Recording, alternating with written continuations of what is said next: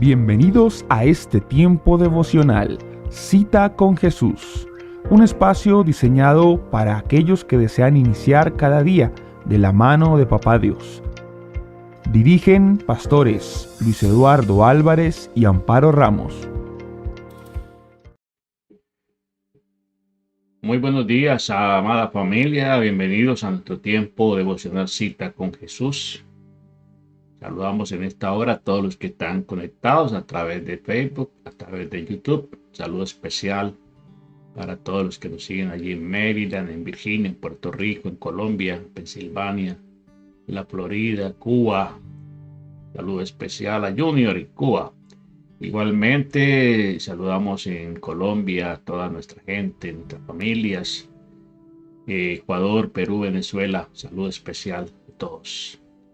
Por supuesto, seguimos orando mucho por España y por todas aquellas personas que están enfrentando situaciones difíciles por las situaciones climáticas en todo el mundo.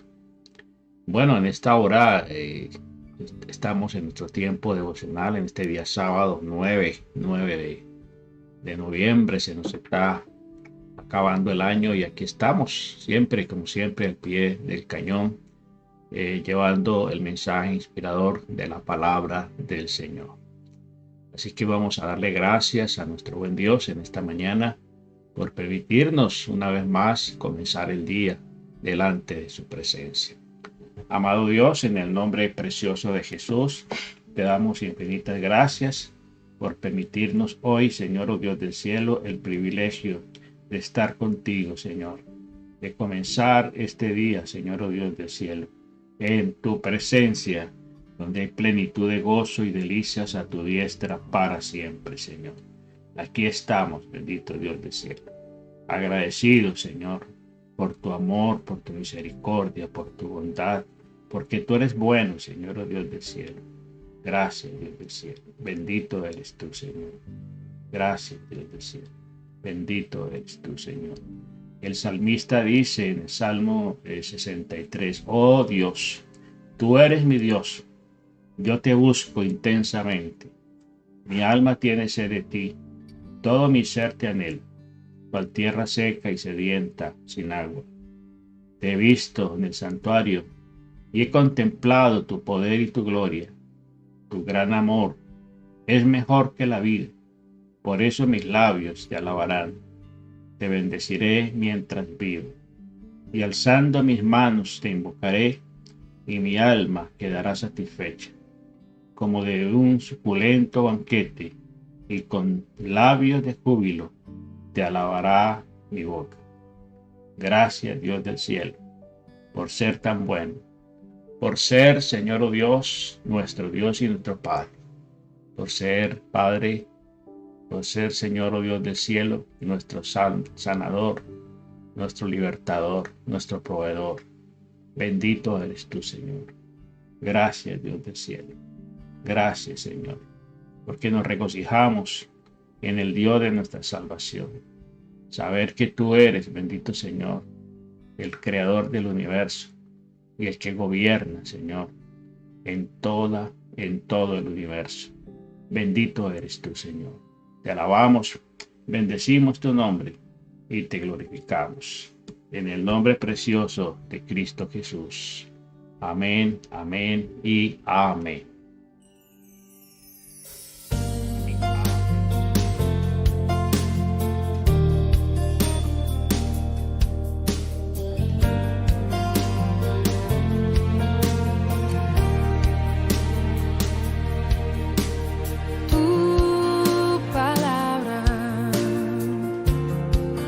Como aceite sobre mis heridas,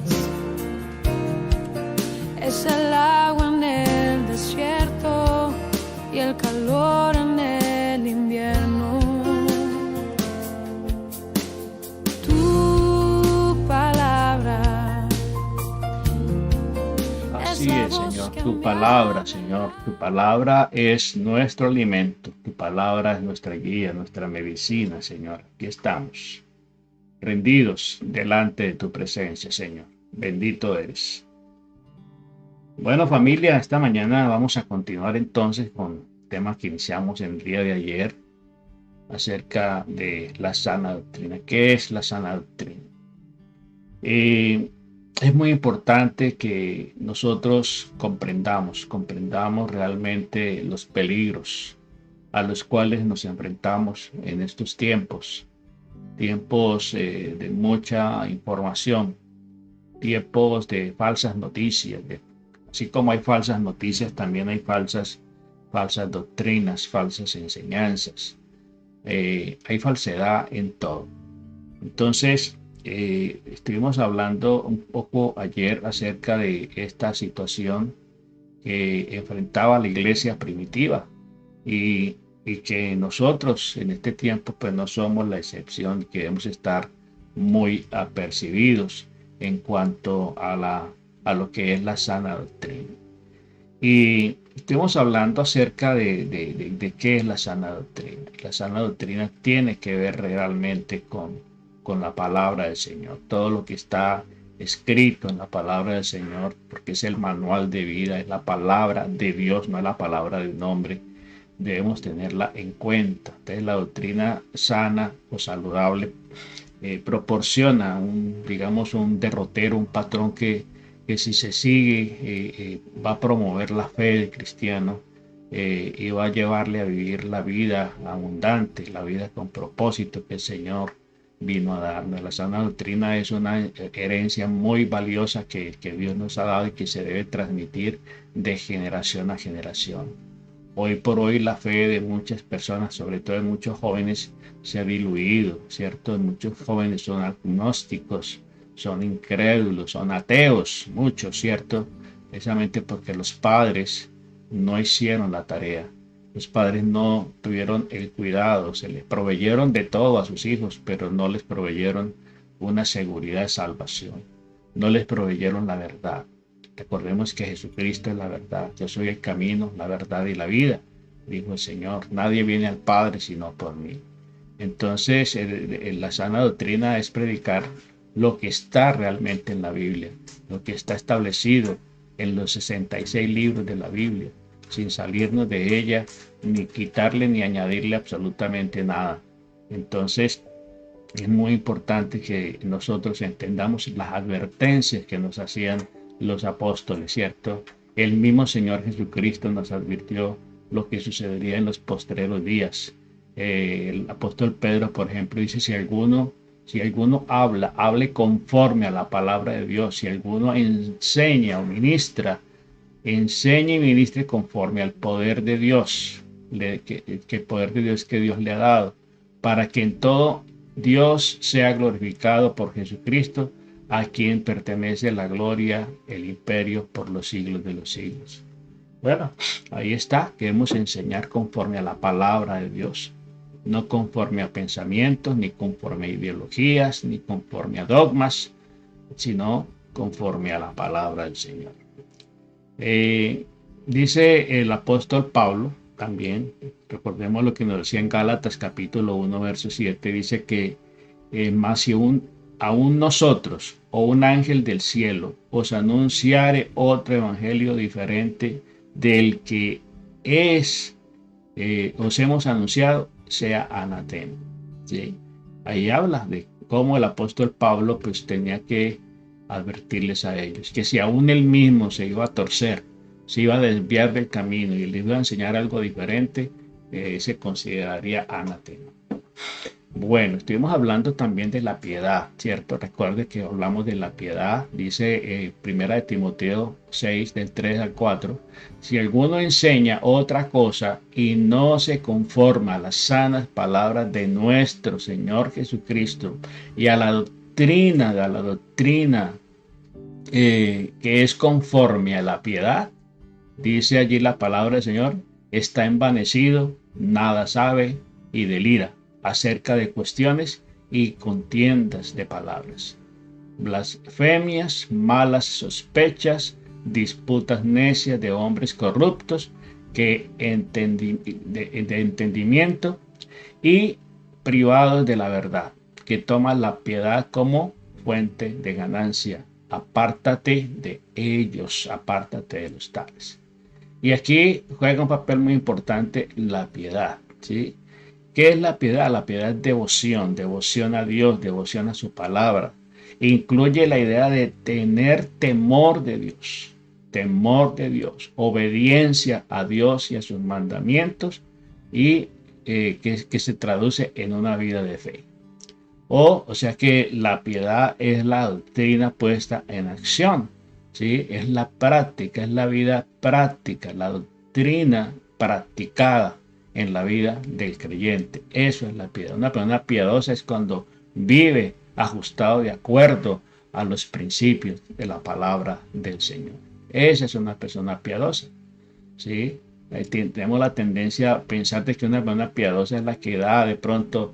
Eso hace parte también de las acciones y de las obras.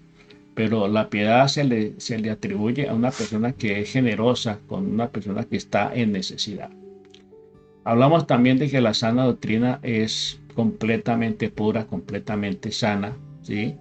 Por eso el apóstol Pedro dice que debemos desear como niños recién nacidos la leche espiritual no adulterada, porque es la que nos permite crecer para salvación. Entonces, debemos hablar, ¿cierto?, lo que está de acuerdo con la sana doctrina, como le exhortaba el apóstol Pablo a su discípulo Timoteo, ¿sí? Debemos hablar, ¿cierto?, y hablar conforme a la sana palabra del Señor. El regalo de Dios que Dios nos ha dado es Jesucristo, ¿sí? Y digamos que la Biblia es el tema central, de toda la Biblia, Jesucristo, nuestro Salvador.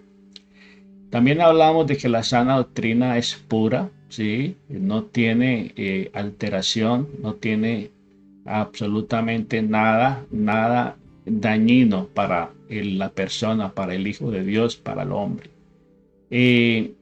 Dice en Tito, pero tú habla conforme a lo que está de acuerdo con la sana palabra.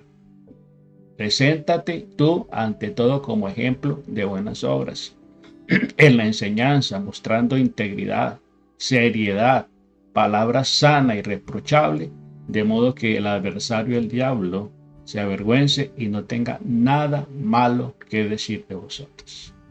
Una persona cuando anda en rectitud, una persona cuando anda en integridad, cuando es honesta, no solamente honesta, sino íntegra, nadie tiene por qué acusarle, nadie tiene de qué acusarle, nadie tiene por qué juzgarle, porque es una persona íntegra. Y eso le exhortaba el apóstol Pablo aquí a Tito, ¿cierto?, a que él hablara de acuerdo a lo que está con la sana doctrina. No estar hablando engaño, no estar hablando mentira, no estar alardeando de lo que no se es, ¿sí? Entonces, seguimos avanzando entonces en esta mañana y veíamos que la sana doctrina se basa única y exclusivamente en la Biblia. No en cualquier otro libro por ahí que escribió una persona por su experiencia, ¿cierto?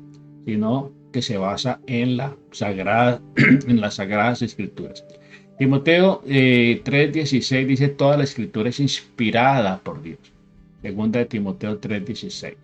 Toda la escritura es inspiración de Dios y es útil para enseñar, para redarguir o reprender, para corregir, para instruir en justicia, para que el hombre de Dios sea preparado para toda buena obra, perfecto y preparado para toda buena obra. Entonces la base de la enseñanza y la predicación debe ser la Biblia, únicamente la Biblia, ¿sí? A veces decíamos ayer que en los púlpitos y muchas predicaciones se habla mucho de experiencias, de testimonios y a veces se van por las ramas y un mensaje de pronto muy entretenedor, muy entretenido, muy jocoso muchas veces, pero que no llega realmente al corazón de las personas, porque la palabra del Señor es la que transforma. La palabra de Dios, recuerde que es como espada de dos filos que penetra hasta partir el alma y el espíritu y discierne, ¿cierto?, las intenciones. Entonces es muy importante que la palabra del Señor esté presente siempre, siempre en nuestras reuniones, en nuestras reuniones de culto o de grupos o de ministerio, como le quiera usted llamar, los grupos pequeños o los grupos de oración. La palabra tiene que ser el tema central, ¿sí? Es el documento central que se debe usar siempre. Recuerde que en las sinagogas ellos llegaban allá y lo primero que hacían era extender el rollo, los rollos de la Torá, y los rollos de la ley, y allí leían y allí oraban por eso, basados en eso. Entonces la base de toda enseñanza y predicación debe ser la Biblia, únicamente la Biblia. Entonces muchos púlpitos, como decíamos, se cambian la Biblia por el humanismo, por la psicología, por las doctrinas paganas o por los dogmas que han establecido los mismos hombres. Dice Romanos 15:4, todo lo que fue escrito en tiempos antiguos, en tiempos pasados, para nuestra enseñanza se escribió, a fin de que por medio de la paciencia y del consuelo de las escrituras tengamos esperanza. Todo lo que está escrito en la Biblia se escribió para nuestra enseñanza. No podemos desvirtuar en ningún momento nada, absolutamente nada de la Biblia, ¿cierto? Atribuyéndole que ya está de pronto desactualizada, que ya está caduca, que es un libro que ya no tiene ningún efecto. No, la palabra de Dios, como Dios mismo, es eterna. Cielo y tierra pasarán, pero mi palabra no pasará, dijo el Señor. Entonces, debe ser realmente impregnada de doctrina pura, ¿sí? La Biblia dice, el que enseña en doctrina, mostrándonos toda enseñanza, debe coincidir con lo escrito en la Biblia. Y vuelvo y recuerdo el ejemplo de los cristianos de Berea, que siempre consultaban la Biblia para confrontar las enseñanzas que el mismo Pablo y Silas les daban. Entonces debemos concordar con la doctrina expuesta por los apóstoles. Se habla de la doctrina de los apóstoles, que será otro tema que estaremos tocando, la doctrina de los apóstoles. Y la doctrina de los apóstoles es la doctrina de Jesucristo. Es el evangelio puro, ¿sí? Es decir, que el ministro o el maestro o el predicador no debe traspasar enseñanzas que contradigan el texto ni el contexto de la palabra del Señor expuesta, ¿cierto?, con autoridad en la Biblia. Por muy inspirador o muy hermoso que se escuche. A veces se presentan mentiras muy bien presentadas, muy bien expuestas, ¿sí?, magistralmente expuestas en el púlpito, ¿sí?, pero que no están de acuerdo realmente con la sana palabra del Señor. Y veíamos en 1 Timoteo 6, 3, 4, dice, si alguno enseña otra cosa y no se conforma con la sana palabra de nuestro Señor Jesucristo y a la doctrina que es conforme a la piedad, está envanecido, nada sabe, delira acerca de cuestiones contiendas de palabras, de las cuales nacen envidias, pleitos, blasfemias, malas sospechas. Bueno, uno de los factores que influyen en las divisiones, en las contiendas y en los debates que se dan al interior o entre las iglesias y entre los siervos del Señor es precisamente eso. El mismo celo que hay en algunos por la palabra del Señor lleva a defender, porque Dios dice que estemos preparados para presentar defensa del Evangelio a fin de aquellos que nos demandan. Primera de Pedro 4:1 dice, pero el Espíritu dice claramente que en los postreros tiempos algunos van a apostatar. Estamos viendo el tema de la apostasía. Apostatar es abandonar la fe, es retroceder, regresarse, ¿cierto?, por ese camino antiguo, abandonando la verdadera fe, la verdad del Evangelio. Escuchando, dice, escuchando a espíritus engañadores y a doctrinas de demonios. Muy bien. Entonces, la sana doctrina es para enseñar. Sirve para enseñar. Enseñar. Hay que enseñar. Romanos 6, Romanos 12, perdón, versículos 6 y 8, y dice, de manera que teniendo diferentes dones, según la gracia que nos ha sido dada, si el de profecía, úsese conforme a la medida de la fe, o si el de servicio, en servir, el de enseñanza, en enseñar, el que exhorta con exhortación, el que reparte con liberalidad, el que preside con solicitud y el que hace misericordia con alegría. Ahí está hablando de los dones del Espíritu Santo. Los dones del Espíritu Santo están ahí, son herramientas, son implementación que el Señor da a la iglesia, pero se debe usar conforme ¿qué? A la sana doctrina. ¿Sí? No se debe usar para sacar ganancia deshonesta. Las personas con el conocimiento de la palabra de Dios, ¿sí? Deben entender esto. No debe utilizarlo para engrandecerse a sí mismo. Los dones no son para engrandecernos, son para servir, y ni para hacer sentir mal a los demás, ¿sí? Que quizá escuchan y hacerles sentir que ellos no saben nada.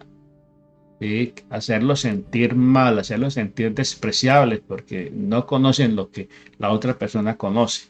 No, esto no es para alardear, no es para llenarnos de orgullo espiritual, porque esto puede dar pie y dar cabida al orgullo espiritual, que hay en muchos creyentes que tienen el conocimiento, pero que realmente no han dejado que ese conocimiento baje a su corazón, y su corazón todavía hay egoísmo, su corazón todavía hay orgullo, en su corazón todavía hay prepotencia, y entonces alardean del conocimiento bíblico, del conocimiento de la doctrina, pero para hacer sentir mal a los demás o para juzgar a los demás. ¿Sí? No debe ser así. Ni tampoco para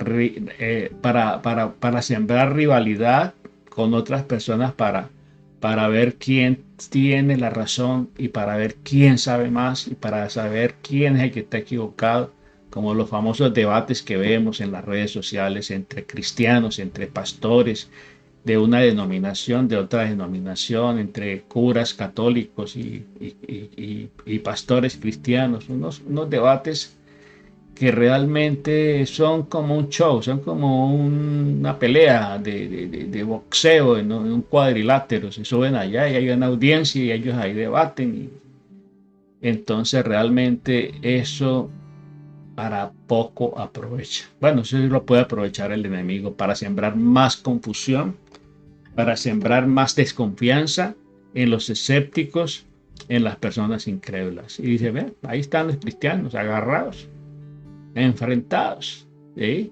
¿En quién tiene la razón? Mientras el mundo se está cayendo a pedazos, mientras mucha gente se va día a día a una eternidad sin Cristo.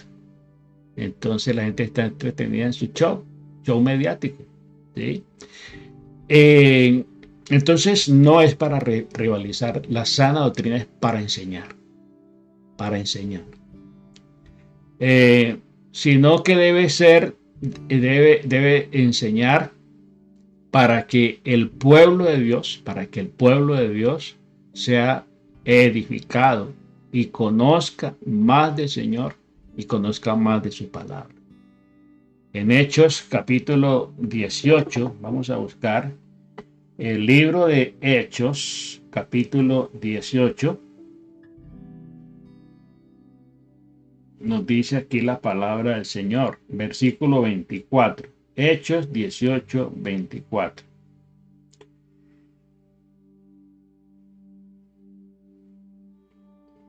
Muy bien. Dice aquí la palabra del Señor, versículo 24.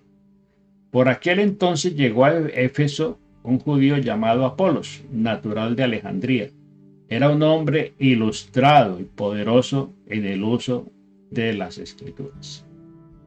¿Sí? Un hombre poderoso en el uso de las escrituras, había sido instruido en el camino del Señor y con gran fervor hablaba y enseñaba con la mayor exactitud acerca de Jesús, aunque conocía solo el bautismo de Juan. Comenzó a hablar valientemente en la sinagoga. Al oírlo, Priscila y Aquila lo tomaron a su cargo y le explicaron con mayor precisión el camino de Dios. Bueno, aquí está un hombre, mire qué importante, que Priscila y Aquila eran cristianos muy maduros, eran ancianos en la fe. Y llegó este joven llamado Apolos, muy lleno de conocimiento, conocía muy bien la escritura, y vieron la manera como él explicaba y como él enseñaba y como él exponía, pero le faltaba algo. ¿Y qué hicieron ellos? Lo criticaron, lo juzgaron, lo echaron a un lado porque llegó quizá a opacar su ministerio, ¿no? Lo acogieron, ¿cierto? Y comenzaron a ¿qué? A edificarlo y a instruirlo. De tal manera que Apolo se convierte en un hombre muy importante en el ministerio, ¿sí? Entonces dice que este Apolo, ¿sí? Como Apolo quería pasar acá ya a los hermanos y lo animaron y le escribieron a los discípulos de allá para que lo recibieran. Cuando llegó, ayudó a muchos a quienes por la gracia habían creído, pues refutaban vigorosamente en público a los judíos, mostrándose por las escrituras que Jesucristo era el Cristo. Este hombre se convirtió también en un hombre muy importante, ¿cierto? En la enseñanza y en la predicación de la palabra. Por eso llegó en cierto modo la gente inmadura a generar cierta rivalidad, ¿cierto? Entre unos y otros. Y por eso el apóstol Pablo exhorta completamente a los corintios, a la iglesia de Corinto, porque había divisiones. Porque uno decía yo soy de Pablo, yo soy de Silas, otro decía yo soy de Apolos, yo soy de Cefas. Es decir, comenzaron a generarse esos grupos sectarios muchas veces. Y entonces Pablo tiene que poner orden. ¿Acaso Cristo está dividido? Cristo es uno solo, y es decir, cada uno tiene su ministerio y cada uno tiene su forma y tiene su estilo. Pero si están enfocados en la sana doctrina, no hay ningún problema. No hay ningún problema. Entonces la sana doctrina es para enseñar. Y miren el caso de Apolo. Apolo llegó con mucho conocimiento, pero les faltaba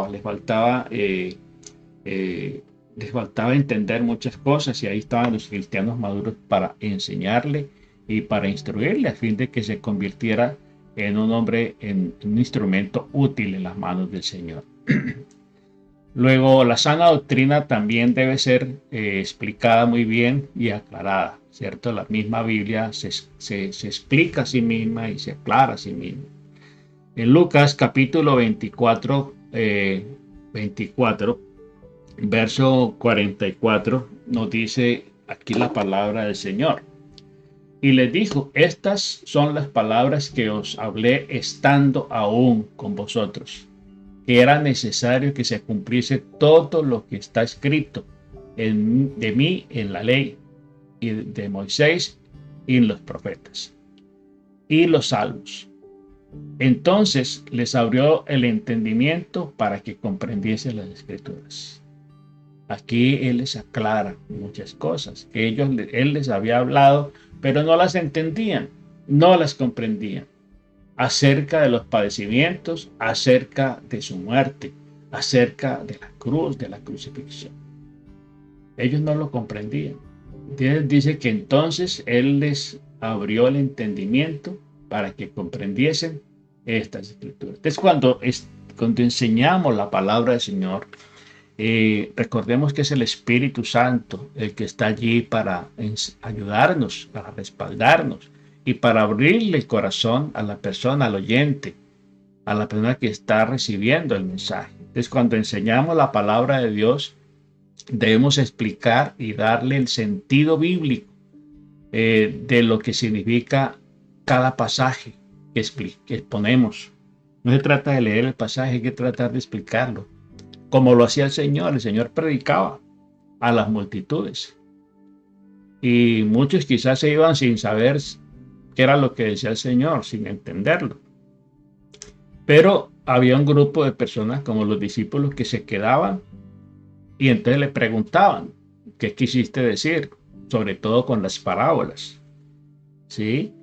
Y entonces él les explicaba a ellos, les enseñaba a las multitudes, les predicaba, a los discípulos les explicaba y les enseñaba.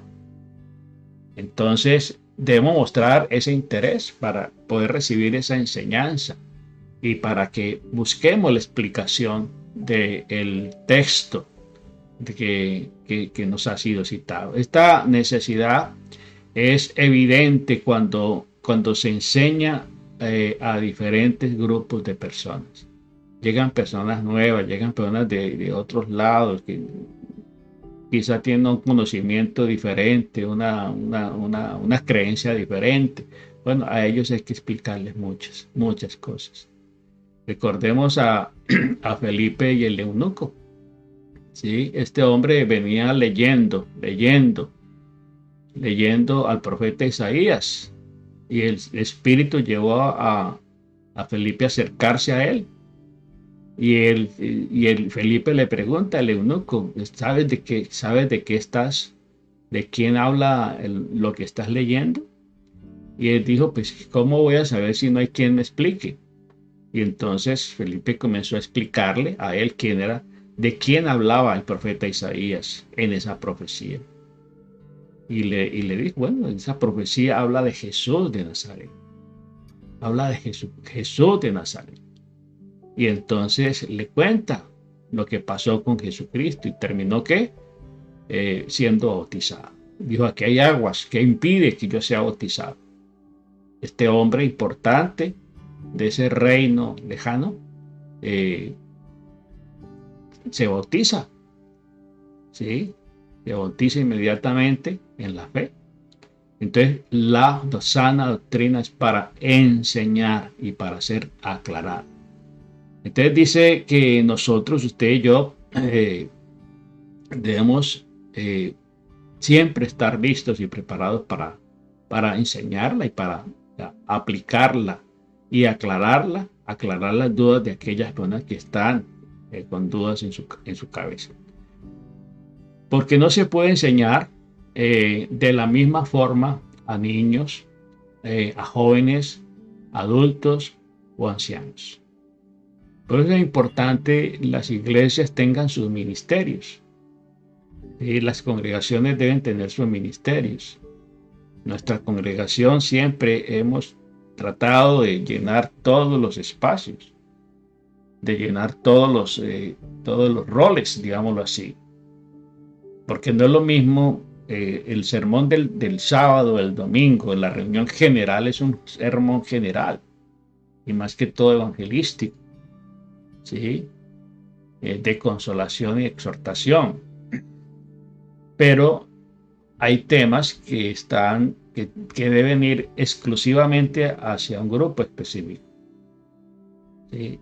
Y están los ministerios de parejas donde se les lleva a enseñarle la doctrina y aplicar la doctrina en la necesidad de ellos, en el rol que ellos están desempeñando como parejas, como padres, ¿sí? Y ese mismo enfoque no se le puede dar a los jóvenes, hay que darle un enfoque diferente, de acuerdo a la necesidad de ellos. Entonces, por eso establecen los diferentes ministerios o grupos dentro de la congregación, las parejas, las damas, los caballeros solos o solteros, los jóvenes, los niños, los profesionales. Muchas veces se requiere tener un ministerio de profesionales para poderles enfocar a ellos la doctrina según su necesidad. Los ministerios de universitarios, gente que está descubriendo tantas cosas en la educación y que están expuestos a tantas posturas, a tantas posturas teológicas, ¿no? Digamos, de corriente de pensamiento, de psicología y todo lo que se ve, se necesita realmente presentarles la sana doctrina para que ellos entiendan. Entonces debe ser que explicada y debe ser aclarada. Hay un texto en la palabra del Señor que lo encontramos en Nehemías en el capítulo 8, donde cuando Nehemías y Esdras se dedicaron a la construcción, a la reconstrucción de la ciudad de Jerusalén. Recuerde que Jerusalén había sido destruida, los muros habían sido derribados, las puertas habían sido consumidas por el fuego. Y Nehemías era copero del rey Artajerjes, y allí él se da cuenta, le llegan noticias de su gente, cómo estaban. Dice que él preguntó por el remanente que había quedado en Jerusalén y le dieron la mala noticia de que Jerusalén había sido destruida, los muros habían sido arrasados, las puertas habían sido consumidas por el fuego. Y entonces dice, cuando oí estas palabras, me senté y lloré por algunos días. En Nehemías, aparte de la reconstrucción, porque recordemos que el rey le da a él autorización y le da recursos para que él vaya y reconstruya la ciudad. Pero no se trataba solamente de reconstruir los muros y de levantar las puertas. Se trataba también de reconstruir la vida espiritual del pueblo, ¿sí? De restaurar la vida espiritual del pueblo. Porque todo ese desastre había venido sobre ellos precisamente por haberse apartado de Dios, por haberse ido a la idolatría, por haberse ido tras otros dioses. Y Dios permitió que fueran invadidos, que fueran oprimidos, que fueran esclavizados y expatriados.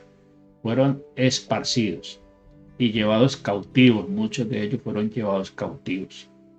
Entonces, no se trataba solamente, dice aquí la palabra del Señor para que tengamos el contexto de esto que es bien importante.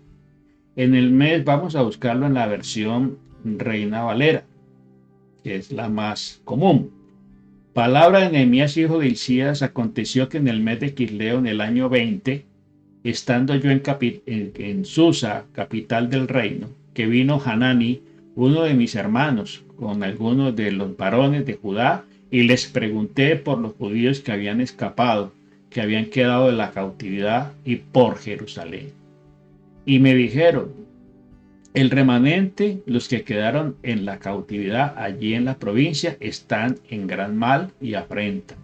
El muro de la ciudad de Jerusalén derribado y sus puertas quemadas por el fuego.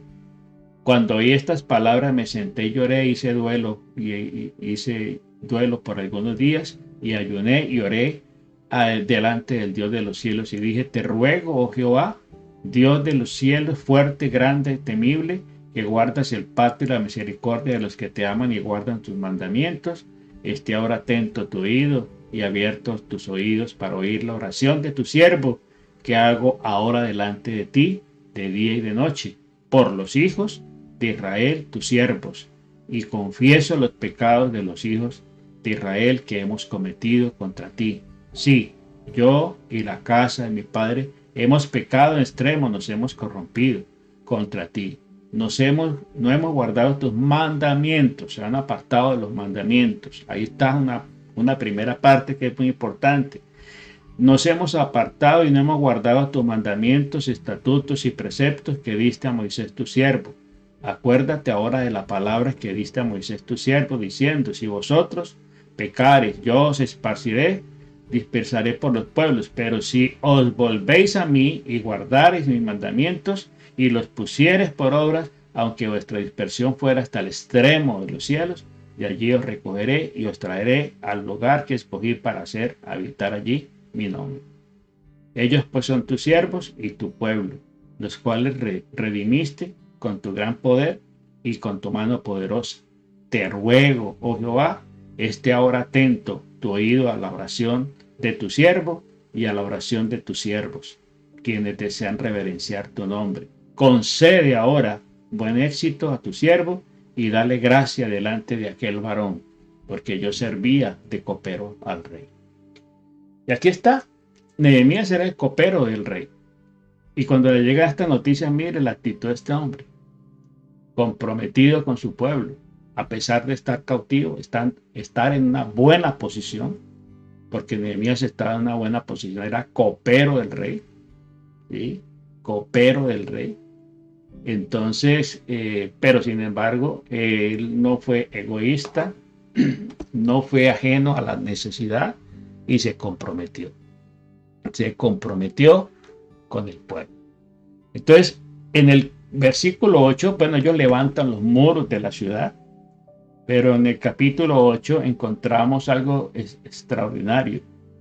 Cómo él hace reunir a todo el pueblo. En Nehemías capítulo 8, versículo 1 en adelante.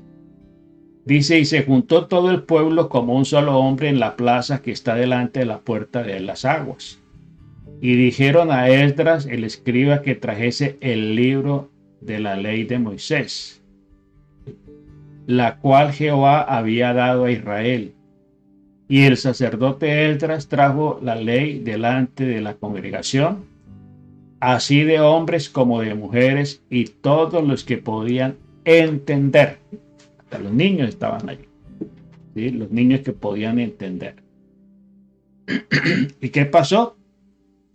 El primer día del mes séptimo, y leyó en el libro delante de la plaza, que está delante de la puerta de las aguas, desde el alba hasta el mediodía, en presencia de hombres, de mujeres y de todos los que podían entender, y los oídos de todo el pueblo estaban atentos, estaban atentos al libro de la ley. Y el escriba Esdras estaba sobre un púlpito de madera que habían hecho para ello, para la ocasión. Y junto a él estaba Matatías, Sema, Anías, Urías, Hilcías y Masías a su mano derecha, y a su mano izquierda estaba Pedaías, Misael, Malquías, Jahum, Asbadana, Zacarías, Mesalao. Y abrió pues Esdras el libro a los ojos de todo el pueblo, porque estaban más alto que todo el pueblo. Y cuando lo abrió, todo el pueblo estuvo atento. Todo el pueblo estuvo atento. Y bendijo entonces Esdras al Dios grande de Israel. Y todo el pueblo respondió, amén, amén. Alzó sus manos y se humilló, y adoraron a Jehová inclinados a tierra. Y los levitas, Jehú, Bani, Sebías, Amín, Sebatías, Odías. Bueno, y aquí hay una lista de algunos nombres que son bien difíciles de pronunciar. Kelita, Azaría, Jazabel, Hanán, Pelaya, hacían entender al pueblo la ley. Y el pueblo estaba atento en su lugar y leían en el libro de la ley de Dios claramente y ponían el sentido de modo que entendiesen la lectura. Bueno, este aspecto de este acontecimiento es muy importante.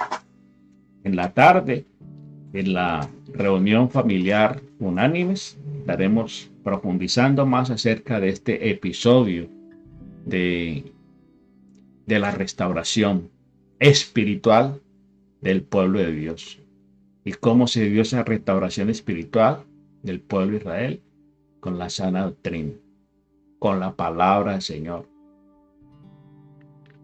leída, atendida, explicada y enseñada. Y eso produjo una restauración espiritual, porque no se trataba solamente de restaurar los muros. ¿Sí? De nada sirve que usted restaure su casa y renueve su casa si su corazón todavía sigue enfermo, si tu corazón todavía sigue endurecido. Amado Padre, te damos gracias en esta mañana. Te alabamos y te bendecimos. Te damos muchas gracias, Señor, por permitirnos en esta mañana, Señor, oh Dios del cielo, meditar, Señor, acerca de este tema, Señor, tan especial de tu palabra, de la sana doctrina, Señor.